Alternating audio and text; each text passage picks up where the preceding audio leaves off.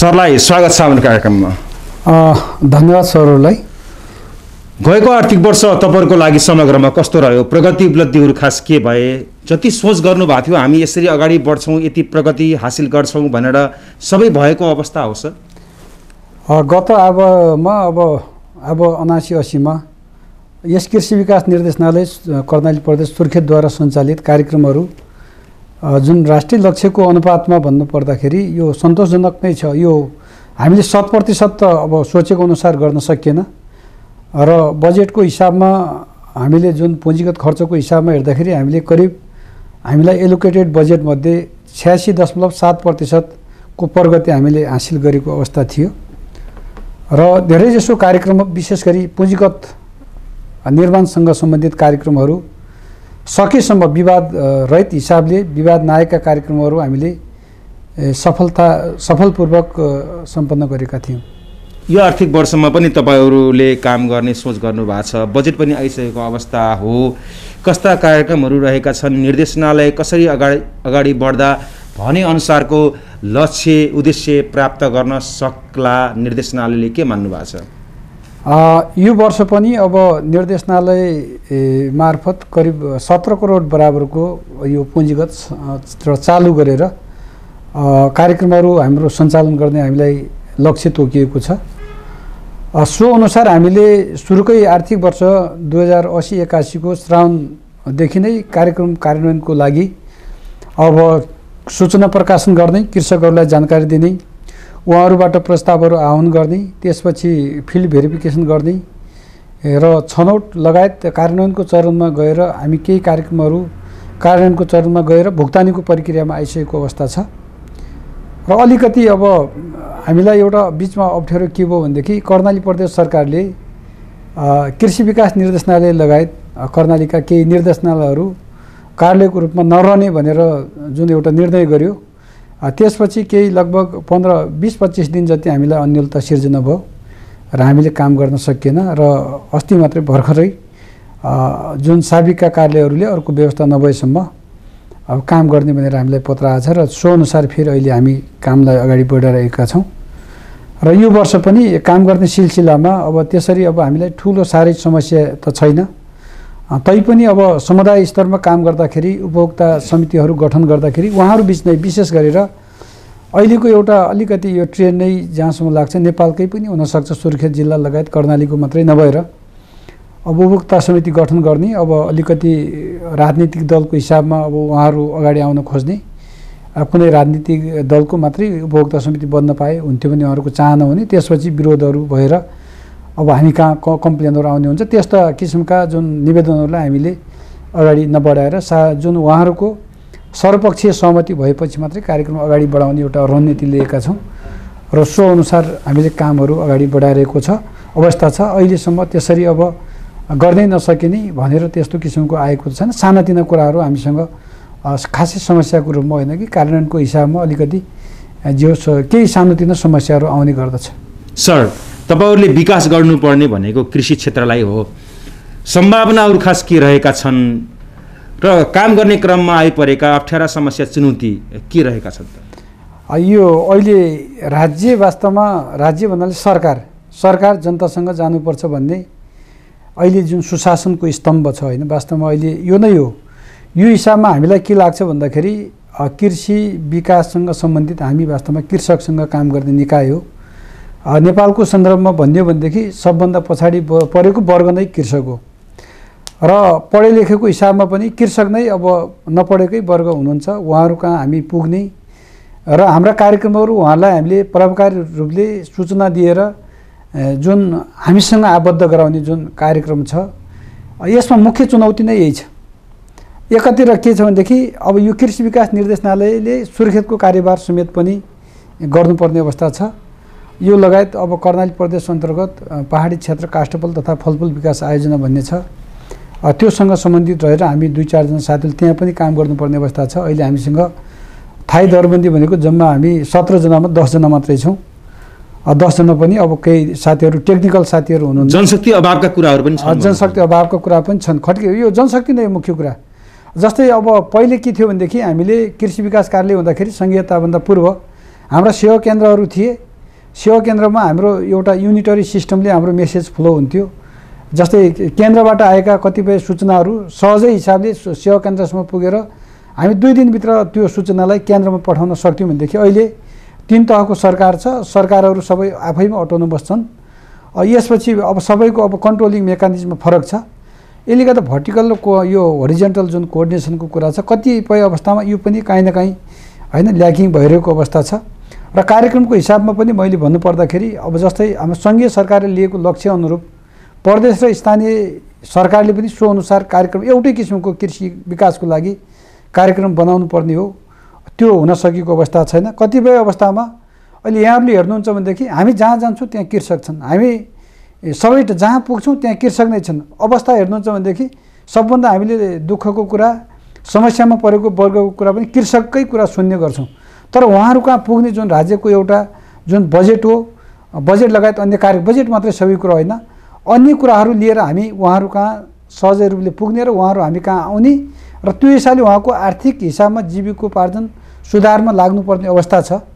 त्यो हिसाबमा राज्यबाट जसरी सक्नु पर्थ्यो लाग्नु पर्थ्यो त्यो वास्तवमा हुन सकेको अवस्था छैन। समग्रमा भनेको मैले कतिपय अवस्थामा दूरदराजमा बस्नुभएको कृषक दाजुभाइ तथा दिदीबहिनीहरू हुनुहुन्छ, अहिले पनि हामी गयौँ भनेदेखि हामीले राज्यबाट केही पनि पाएको छैन भन्ने अवस्था सुन्ने गरिन्छ। अहिले हुन त सबै ठाउँमा सरकार छ, वास्तव स्थानीय लेभलमा वडा छ होइन, वडा सदस्यजीहरू पनि हुनुहुन्छ, तर जनतामा अहिले पनि त्यो आभास नभएको भन्ने कुरा हामी पनि अनुगमनको क्रममा हामी कहाँ पनि तपाईहरुले अनुदान दिनुहुन्छ कि दिनुहुन्न? हाम्रो के छ यहाँ? हामी यसो छ, हामी अनुदान नै दिन्छौँ सर। अनुदान दिने क्रममा पनि अनियमितता, आर्थिक चलखेलका कुरा, भनसुन पहुँचको आधारमा अनुदान दिइयो भन्ने गुनासोहरू हामीले सुनेका छौँ होइन, त्यस्तो नहोस् भन्नको लागि के गरिएको छ? यसो छ सर है, अब यहाँ पनि अब यहाँले सोध्नुभयो होला, हामीले सकेसम्म त्यो भनसुनको आधारमा अनि कसैले भनेकै आधारमा हामीले अनुदान दिने गरेको छैन। अब यहाँले गएर सोध्न सक्नुहुन्छ कतिपय अवस्थामा जो व्यक्तिहरू अब यहाँ प्रस्ताव नै हाल्न आउनु भएको छैन, सूचनामा उहाँलाई पुगेको छैन, उहाँले त्यो भन्ने कुरा स्वाभाविक हो। नभएसम्म हामीले नगर्ने कृषकलाई, जो कृषक नै छैन, अब उहाँहरूलाई हामीले अनुदान दिने, हामी त अब के छ भनेदेखि हाम्रो सिस्टम नै काम गरेपछि भुक्तानी दिनेछ। अब पेसी पनि हामी दिँदैनौँ, हामी हेर्छौँ जान्छौँ, उहाँले अब हाम्रो के अरे सम्झौता बमोजिम अनि लक्ष्य बमोजिम काम गर्नु भएको छ भनेदेखि हामीले भुक्तानी दिने हो छनौट भए पश्चात, नभए हाम्रो त्यो सिस्टम अहिलेसम्म छैन। अब म यो निर्देशनालयमा आएको पनि 4 वर्ष भएर 5 वर्षको रनिङमा छ, योभन्दा पनि थुप्रै जिल्लामा मैले काम गरेको छु। त्यो अवस्थामा भन्नुपर्दा पनि त्यो भए जस्तो लाग्दैन। तर के भने समग्रमा अब यत्रो अब 16-17 लाख जनसङ्ख्या भएको ठाउँमा सबै कहाँ यो सुविधाहरू पुगेको छ भन्न पनि सकिन्छ। सर, कृषक किसानका लागि भनेर तपाईँहरूले तालिमहरू दिनुहुन्छ कि दिनुहुन्न? के छ, कस्तो छ? अब अहिले क्षमता वृद्धिका कुराहरू पनि रहन्छन् होइन, लगायत अन्य सेवा सुविधाहरू पनि दिनुपर्ने हुन्छ निर्देशनालय मन्त्रालयले। अब बिमाको कुरा पनि आइरहेछन् होइन सर, के छ?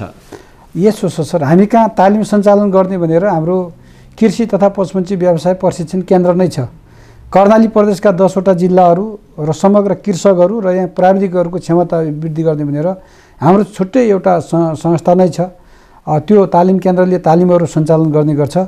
त्यो बाहेक अब हामी स्थलगत रूपमा जस्तै कृषकलाई परेका समस्याहरू बजेटको आधारमा परिधिमा रहेर हामीलाई छुट्टै तालिम भनेर अहिले त्यसरी बजेट पनि आउँदैन, सानोतिनो 1-2वटा तालिम मात्रै हुन्छ। हामी स्थलगत रूपमा नै गएर 1 अथवा 2 दिनको आवश्यकता हेरेर हामी त्यो फिल्डमै प्र्याक्टिकल हिसाबले तालिमहरू सञ्चालन गर्ने गर्छौँ।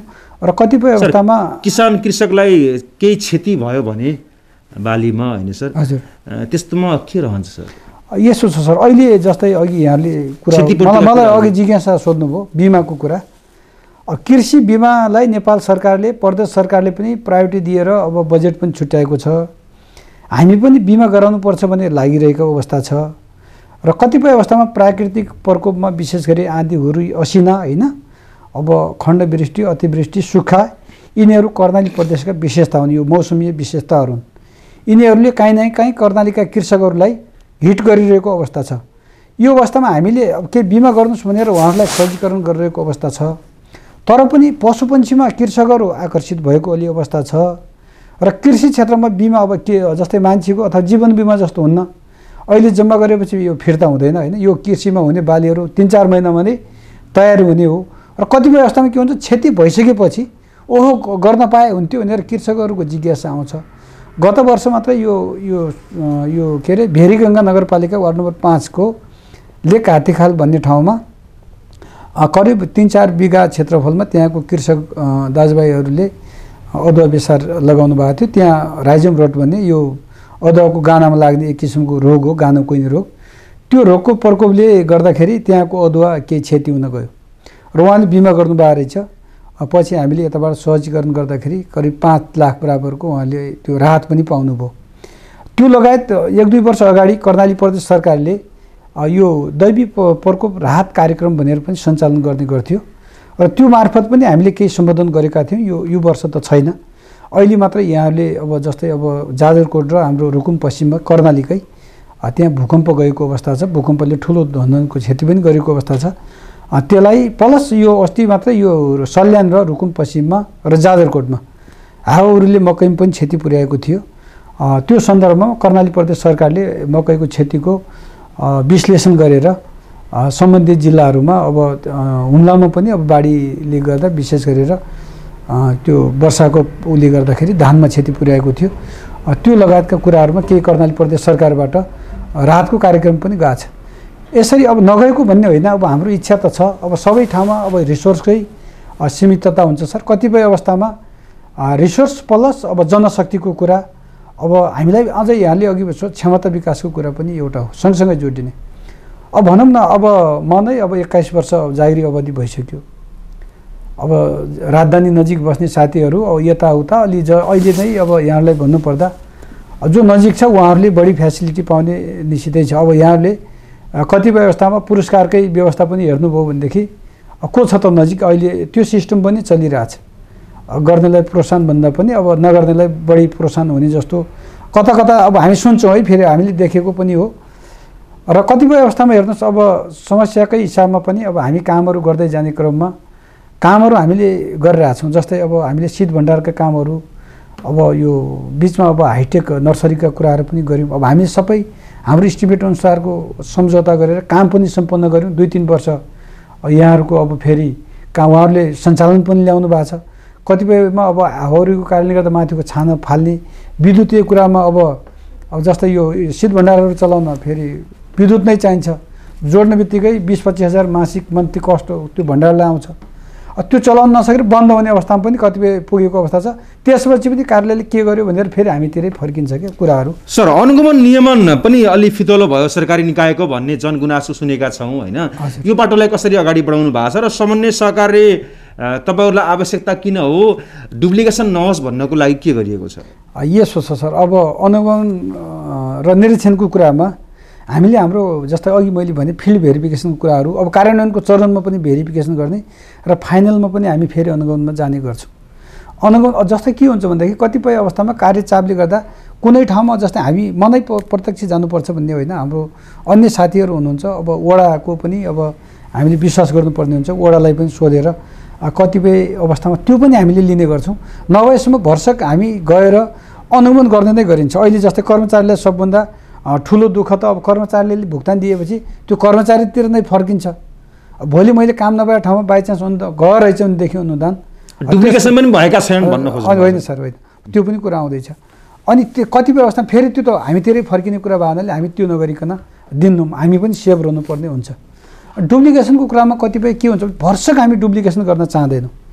किन चाहँदैन? जस्तै हामीसँग प्रधानमन्त्री कृषि आधुनिकीकरण परियोजना छ, कृषि क्षेत्र विकास कार्यक्रम छ, अझ स्थानीय तहमा सञ्चालित जस्तै हाम्रो कृषि शाखाबाट सञ्चालित कार्यक्रमहरू पनि छन्। के हो भने यो सन्दर्भमा हाम्रो जोइन्ट मिटिङहरू पनि हुन्छ। त्यो मिटिङद्वारा पनि हामी कतिपय है यो कार्यक्रम यहाँ छ, हाम्रो यो छनौट भएको छ भने उहाँलाई पनि सूचना पठाउने, उहाँहरूको हामी कहाँ पनि आएको हुन्छ।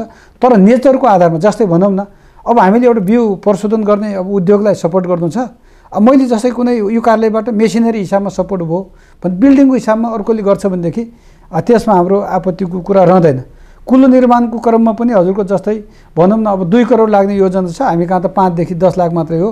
अब हामीले 10 लाखको एउटा सेक्सन गऱ्यौँ, त्यहाँभन्दा बाहिरको जस्तै अलिकति 5 लाख अर्कोसँग छ भने 5 लाखको उसको सेक्सनमा रहेर सेक्सन वाइजको अब हाम्रो त्यसरी पनि काममा कम्प्लिमेन्ट्री वेमा हुनसक्छ। तर त्यही काममा फेरि हामीले 70% अनुदान दिए, नगरपालिकाको पनि 70 भन्ने हुँदैन। छुट्टै कामको सेक्सन नै फरक गरेर हुने हुन्छ। भरसक अब कहीँ कता भएको छैन भन्न त सकिन्न होइन, किनभनेदेखि अब हामीभन्दा पनि अब अनुदायित जुन ग्राह्यहरू हुनुहुन्छ उहाँले पनि झुक्क्याउने प्रयास गर्नुहुन्छ कतिपय अवस्थामा। साँचो हामीले बोल्नुपर्छ। त्यस्तो अवस्थालाई पनि हामीले सकेसम्म है यो गर्नु हुँदैन। अब त्यो पाएसम्म हामीले त्यस्तो भुक्तानी पनि दिने सिस्टम त छँदै छैन।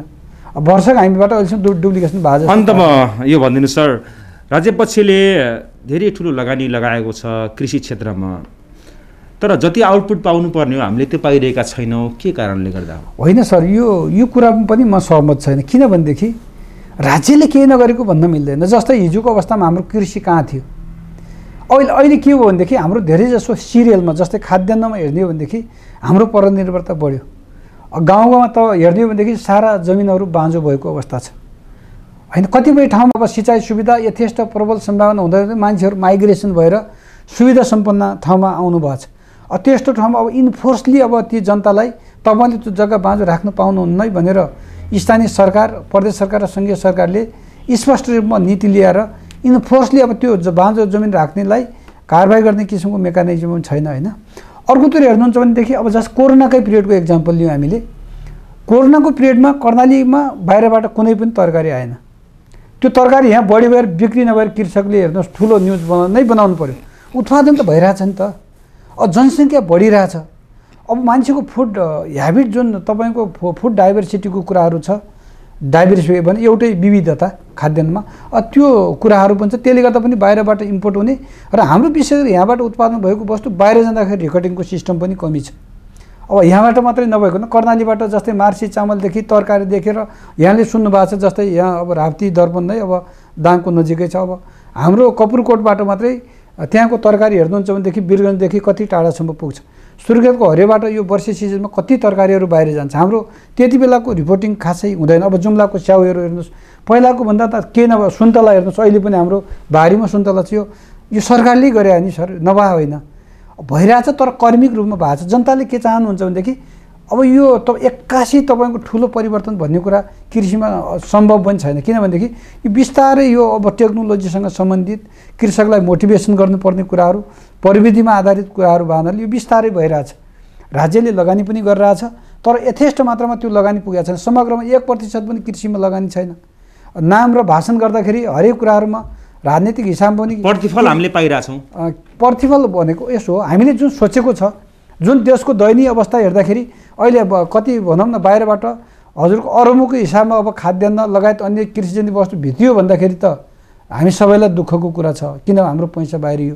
तर के हो भनेदेखि हामीले हाम्रो लेभलबाट गर्नुपर्ने कुराहरू अहिले हामीले कर्णालीले अरूमा प्रतिस्पर्धा गर्न सक्दैन। कृषिजन्य वस्तुलाई प्राङ्गारिक वस्तु बनाएर बेच्न सक्यो भने बाहिरी हिसाबमा यसले बजार पाउँछ भनेर अब त्यो पनि अहिले ब्रान्डिङका कुराहरू कर्णाली प्रदेश सरकारले प्राङ्गारिक कृषिको आधार तय गर्दै भनेर केही नीतिगत कुराहरू पनि अघि सारेको अवस्था छ। अब जस्तै कर्णालीमै उत्पादन भएका वस्तुहरूलाई प्रशोधन गर्नलाई खाद्य व्यवस्था तथा व्यापार कम्पनी लिमिटेडसँग मात्रै हाम्रो भूमि व्यवस्था कृषि तथा सहकारी मन्त्रालयले अस्ति मात्रै यहाँ सम्झौता गरेको कुरा छ। त्यो लगायतका अब जस्तै हामीले यहाँ मार्केटका कुराहरू पनि जस्तै बुलबुले हाट बजारहरू बनाएका छौँ। हामीले बनाएको कोल्ड स्टोरहरू पनि बनाउने काम हामीले बनाइरहेछौँ। कुलबुटहरू कतिपय ठाउँमा अब यो सङ्कलन केन्द्रहरू, कतिपय ठाउँमा सहकारीले उत्पादन गरेका वस्तुलाई ढुवानी गर्नको लागि बजारीकरणमा सहयोग पुर्याउने ढुवानीका साधनहरू, यान्त्रिकरणका कामहरू पनि सपोर्ट भइरहेछ। हिजोभन्दा हामी यहाँ नजिकै यहाँले कृषक कहाँ पनि भेट गर्नुहोस्। अब जस्तै नपाएकोले त पाएँ भन्दैन है, त्यो फेरि अब त्यो त्यस्तोमा पनि ऱ्यान्डमली पऱ्यो भनेदेखि अब त्यो कुरामा अब नपाएँ भन्ने नै एन्सर आउँछ। तर के हो भनेदेखि यहाँबाट गएको कुराहरू सदुपयोगको हिसाबमा होइन। अब 100% भन्दा कम्तीमा 90% भन्दा बढी सदुपयोग भएको छ र प्रतिफल पनि ल्याउनमा हामीले ठुलो मद्दत गरेका छौँ भन्ने कुरा हामी विश्वस्त छौँ सर। महत्त्वपूर्ण समय र जानकारी दिनुभयो, धन्यवाद सर। ल धन्यवाद, यहाँलाई पनि एकदम धन्यवाद छ सरले यो मेसेज अब कर्णालीको मेसेज अब जनतासम्म पुर्याउन सहयोग गर्नुभएको छ, यसको लागि धन्यवाद सर।